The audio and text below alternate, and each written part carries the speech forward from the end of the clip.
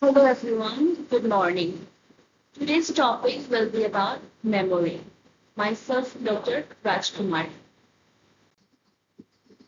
When we talk about memory, it is how our brain is going to take in information. It is how our brain is going to store information, and whenever we want, how we are going to retrieve or use this information.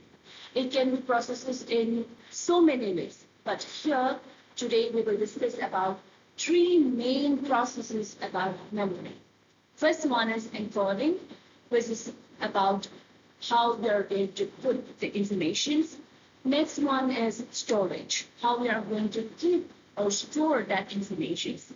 The third one is retrieval, that is output, how we are going to use that information or how we are going to retrieve that information.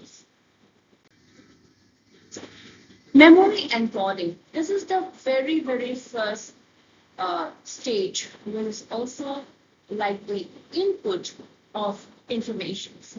Encoding is changing information into a form a brain can store. Types of encoding, we have visual encoding. This is image. That is, you see certain things and you remember with your eyes.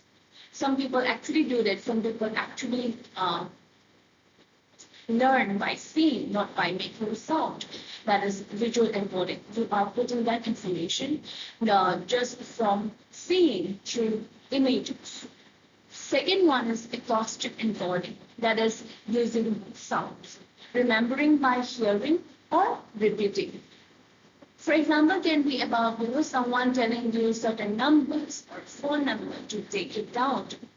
Those informations are coming through your ears. That is through sound. Right? That is the acoustic encoding.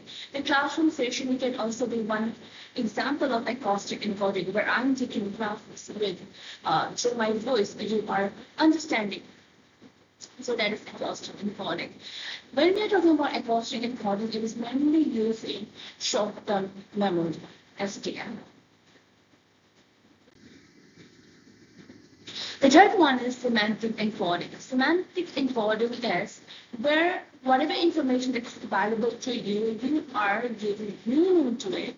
For example, let's say you are learning about long-term memory, or let's say you're learning about short-term memory. In order to understand this certain concept, you are trying to link with one of the incidents that happened to you, long-term memory in your childhood or something that happened long ago.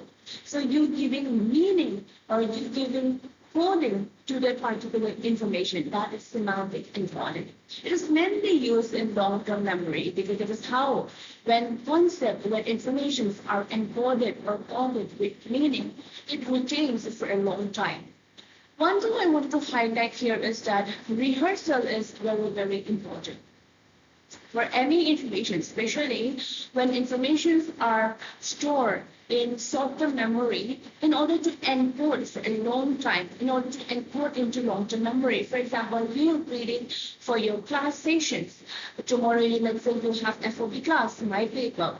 Some of them might be mugging up. So that information is to stay for 1 day, 2 day. After 1 day, 2 day, after exam, what happened? You forget it. That is short-term memory. But rehearsal is one technique to enhance or to improve your memory. When you do it, when you learn it with meaning or in those informations, it can retain or it can enter into long-term memory.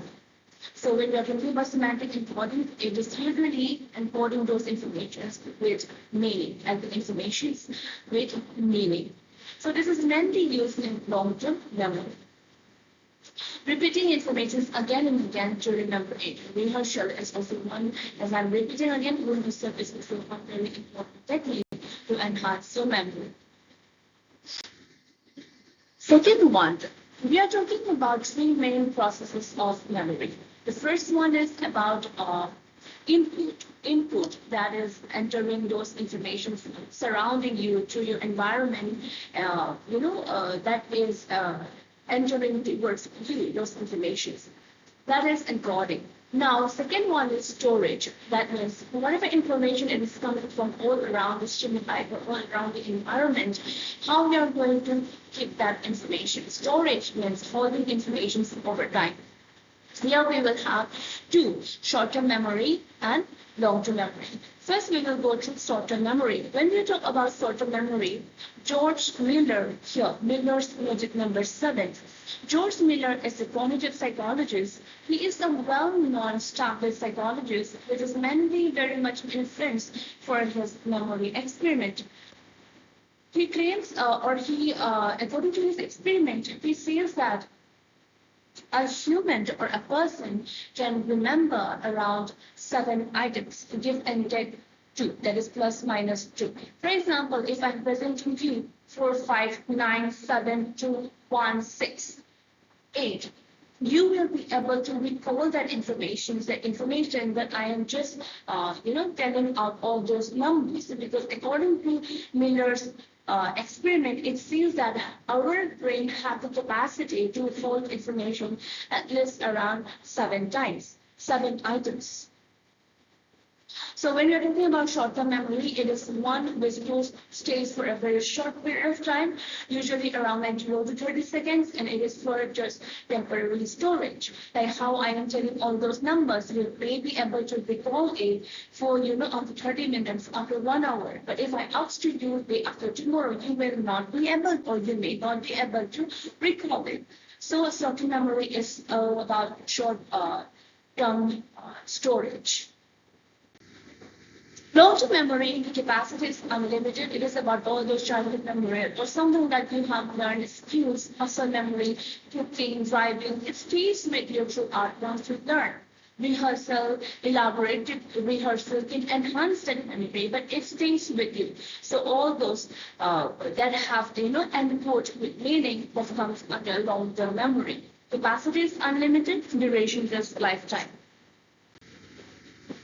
The last one is memory retrieval. That is how whatever you are encoded information, whatever you have stored, now how you are going to retrieve it. If someone asks you what is capital of India, what happened that on the first day of your birthday, something like this, how are you going to get those informations back? Retrieval is bringing stored information into awareness, into your consciousness. Types of retrieval, there are 2. One is recall, and second one is recognition. Recall, it seems that, recall is information where you are trying to retrieve those information without any cues or hints.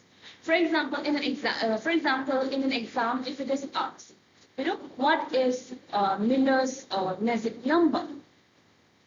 Or define Miller's magic number experiment, something like that. So those are which come without any cues or hints. So you might be having a little bit difficulty to retrieve or to recall those informations. But recognitions are ones where you can identify correct answer when it is presented with you cues and hints. For example, out of this number, which one is Miller's magic number? 7, 9, 8, 10, something like that. The cues and hints are already given. So it says that, according to experiment, it says that information that comes with cues or hints, they are more easier to retrieve when compared to information that comes with without any cues or hints. That is recalling is difficult. How retrieval works. Short-term memory retrieval, it is retrieving is regaining or getting back that information into your awareness, into your consciousness.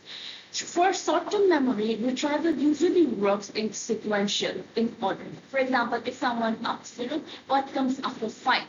People tend to remember with their order of the sequence, like 1, 2, 3, 4, 5. And what comes after 5?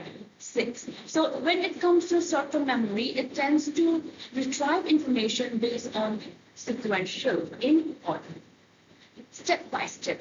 When it comes to long-term memory, we tend to retrieve information by linking ideas, by association, by associating. For example, going back to a room helps you remember why you were there. Last and foremost, very important final point is that organization helps retrieval.